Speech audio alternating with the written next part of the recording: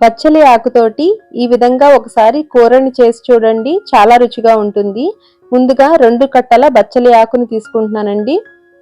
వీటిని శుభ్రంగా కడిగి కట్ చేసి పక్కన పెట్టుకోవాలి. స్టవ్ మీద ప్యాన్ పెట్టుకుని కూరకు తగినంత ఆయిల్ వేసుకుని 2 స్పూన్ల పోపు దినుసుల్ని వేసుకోవాలి. పోపు దినుసులు వేగిన తర్వాత చిటికెడు ఇంగుని వేసుకుని చిన్న ముక్కలుగా కట్ చేసి పెట్టుకున్న వెల్లుల్లి, పచ్చిమిర్చి, ఉల్లి, కరివేపాకు తరుగుని వేసుకుని 1/2 స్పూను పసుపు, రుచికి తగినంత సాల్ట్ వేసుకుని ఉల్లిపాయ ముక్కల్ని మగ్గించుకున్న తర్వాత కట్ చేసి పెట్టుకున్న బచ్చలి ఆకుని వేసుకోవాలి. ఆకుకూరల్లోకి సాల్ట్ ఎక్కువగా పట్టదండి, చూసి వేసుకోవాలి. ఆకుకూరల్లో టమాటాని వాడకూడదండి, కిడ్నీలో స్టోన్స్ ఫామ్ అయ్యే అవకాశం ఉంటుంది. బచ్చలి ఆకునంతా ఈ విధంగా బాగా మగ్గించుకున్న తర్వాత కూరకి తగినంత కారం, 1/2 స్పూను ధనియాలు, జీలకర్ర కలిపిన పొడిని వేసుకుని కలుపుకుంటే కూర చాలా రుచిగా ఉంటుందండి. Thanks for watching.